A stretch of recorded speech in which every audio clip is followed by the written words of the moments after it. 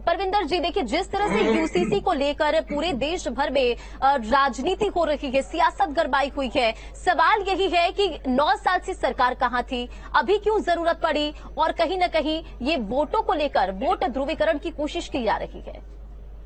नहीं, देखिए, एक्चुअल में जब जब जब किसी कानून के अंदर सरकार की ट्रांसपेरेंसी नहीं होती, जब उनकी नीयत सही नहीं होती, तो इस तरह का एक लोगों के अंदर जो है वो इसका वो करते हैं, क्या कहते हैं उसको, इसके अगेंस्ट बोलते हैं, क्योंकि इसके अंदर उनको ये लगता है कि सरकार की नीयत सही नहीं है। देश के अंदर एक ही कानून है, जो क्रिमिनल यूनिफॉर्म क्रिमिनल कोड है।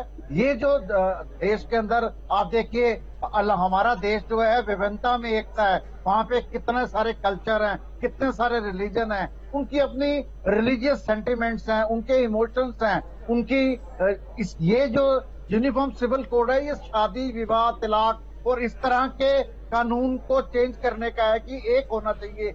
एक जैसे सिख धर्म के अंदर 4 फेरे होते हैं और मुसलमान धर्म का अलग सिस्टम है शादी करने का, उसको चेंज करने का सरकार के पास कोई अधिकार नहीं है।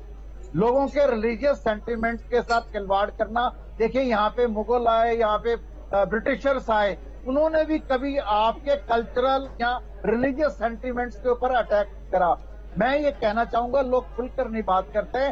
जो सरकार है वो फाउंडेशन बना रही है हिंदू राष्ट्र की, कि यहाँ पे जिस प्रकार से मुस्लिम कंट्री में उनका कानून होता है, वहाँ पे जो भी रहेगा उसको मानना पड़ेगा। कि हिंदू राष्ट्र की फाउंडेशन है कि हिंदुस्तान के अंदर जो रहेगा उसको यही कानून मानना पड़ेगा। उनको अपने कल्चर को छोड़ना पड़ेगा, उनके अपने रिलीजन को छोड़ना पड़ेगा। ये स्टेप बाई स्टेप कई सारी चीजें चल के आ रही हैं जो देश के लिए बड़ी घातक हैं, और इसका सरकार को जवाब मिलेगा। ठीक है, यानी कि आप भी पक्ष में नहीं है। एक सवाल अशोक पांडे जी से, एक सवाल आपका। देखिए, मैं ये बात कहना चाहता हूँ, आप एनवायरनमेंट के ऊपर काम नहीं कर रहे, आप पोल्यूशन के ऊपर काम नहीं कर रहे, आप जो वुमेन सेफ्टी सिक्योरिटी के ऊपर काम नहीं कर रहे, आप खिलाड़ियों के ये को न्याय नहीं दे पा रहे, आप किसानों को न्याय नहीं दे पा रहे, आप जवानों को न्याय नहीं दे पा रहे, आपने गवर्नमेंट जॉब खत्म कर दी। हेलो, आप सुन पा रहे हैं? बिल्कुल बिल्कुल जी, बात पूरी करें। मैडम, देखिए, रोजगार की स्थिति ये है कि सरकारी नौकरियां खत्म हो चुकी हैं। जो बड़ी बड़ी कंपनीज हैं उन्होंने अपनी एम्प्लॉयमेंट फ्रीज कर रखी है। यहाँ पे एक सिस्टम आ गया indirect employment, contract labour. Contract labour के अंदर ये है कि एक आदमी 70-80 हजार रुपए तनख्वाह लेता है, उसको 18,000 20,000 रुपए रखा जाता है, उसका एक्सप्लॉयटेशन करा जाता है। एक व्यक्ति इस महंगाई के समय में 20,000 में अपने पूरे परिवार का पालन पोषण कैसे कर सकता है? आप देखिए, एक लड़की के 35 टुकड़े होते हैं, एक लड़की को 16 चक्कू मारे जाते हैं, एक लड़की को 15 किलोमीटर। ठीक है सर, ये तो तमाम मुद्दे हैं, लेकिन बात यहाँ पर यूसीसी की हो रही थी। नहीं, मैं कानून की बात कर रहा हूँ मैडम।